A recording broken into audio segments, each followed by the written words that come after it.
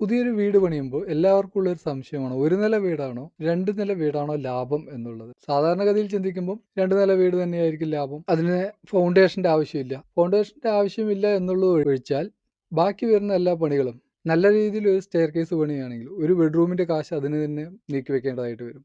Stair, അതിൻ്റെ hand rail, tile work, putty, ബാക്കി pergolas എന്തെങ്കിലും വെച്ചുള്ള ഡിസൈനുകൾ, മറ്റു കാര്യങ്ങളൊക്കെ കൂടിയായി വരുമ്പോൾ തന്നെ സ്റ്റെയറിന് തന്നെ നല്ലൊരു തുക നമുക്ക് നീക്കി വെക്കേണ്ടതായിട്ട് വരുന്നുണ്ട്.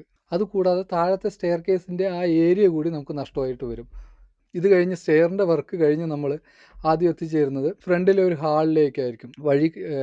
വഴിയായിട്ട് ഒരു പ്ലാറ്റ്ഫോം ഹാളായിരിക്കും. ഈ ഹാളിൽ നിന്നായിരിക്കും നമ്മൾ മറ്റുള്ള ബെഡ്റൂമുകളിലേക്കും ഒക്കെ എൻട്രി ഉണ്ടാവുക. അങ്ങനെ ഈ ഹാളും പുറത്തൊരു സിറ്റ് ഔട്ട് ഉണ്ടാവും.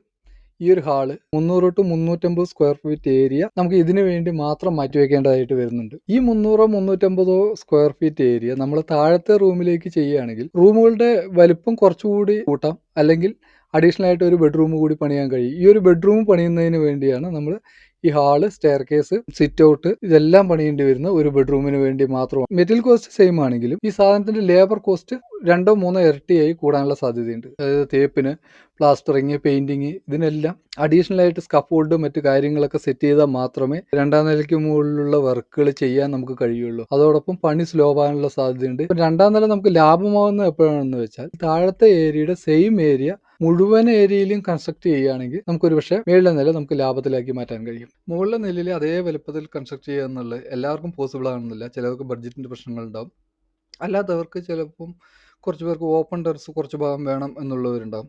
അവർക്ക് ചെയ്യാവുന്ന മറ്റൊരു രീതി എന്ന് പറയുന്നത് മുകളിലെ ഹാള്, സിറ്റ് ഔട്ട് ഇതെല്ലാം ഒഴിവാക്കിക്കൊണ്ട് ഡയറക്റ്റ് 2 ബെഡ്റൂമുകൾ ഉണ്ടെങ്കിൽ 2 ബെഡ്റൂമിലേക്കുള്ള ആക്സസ് കൊടുക്കാവുന്നതാണ്. ഡയറക്റ്റ് ഒരു ബെഡ്റൂമിലേക്ക് ഒരു ആക്സസ്, ഇപ്പുറത്തെ സൈഡിലേക്ക് മറ്റൊരു ബെഡ്റൂമിലേക്ക് കയറി ചെല്ലാവുന്ന തരത്തിലും ബാക്കിയുള്ള ഭാഗം ഓപ്പൺ ടെറസിലേക്കും ആക്കിയിട്ട് ഇടാവുന്നതാണ്. ഇത് അത്തരത്തിൽ ചെയ്തൊരു വർക്കാണ്. നമുക്ക് കുറച്ച് സ്ഥലപരിമിതി ഉണ്ടായിരുന്നു, അത് വെച്ചുകൊണ്ട് തന്നെ നമുക്ക് രണ്ടാം നില എടുത്തുകൊണ്ട് ചെയ്തൊരു വർക്കാണ്. ബഡ്ജറ്റിൽ വലിയ വ്യത്യാസം വരുത്താതെ തന്നെ ചെയ്തൊരു വർക്കാണിത്. നിങ്ങൾക്ക് ഇതിൽ വേണമെങ്കിൽ ഒരു സിറ്റ് ഔട്ട് കൂടി ആഡ് ചെയ്യാവുന്നതാണ് കേട്ടോ. അതിൽ വലിയ വ്യത്യാസങ്ങളൊന്നും വരില്ല. സ്ഥലത്തിന് നല്ല വിലയുള്ള ഏരിയകളിൽ നമ്മൾ രണ്ടാം നില എടുക്കുന്നത് തന്നെയായിരിക്കും നല്ലത്. കാരണം ആ ക്യാഷ് നമുക്ക് വീടിന് വേണ്ടിയിട്ട് ഇൻവെസ്റ്റ് ചെയ്യാൻ കഴിയും. അത്തരം സാഹചര്യങ്ങളിൽ ഒരുപക്ഷെ നമുക്ക് ഇതുപോലെ ചെയ്യേണ്ടതായിട്ട് വരാറുണ്ട്.